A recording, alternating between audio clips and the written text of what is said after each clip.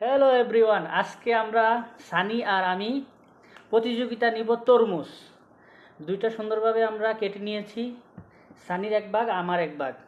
So আজকে আমরা দেখব, চ্যালেঞ্জ হবে কে কার আগে খেয়ে শেষ করতে পারে, আর যাই উইন হবে সে পাবে 500 রিঙ্গিত। এটা কিন্তু মিথ্যা কথা না, সিরিয়াস কথা। তো এখন থেকে আমরা শুরু করলাম।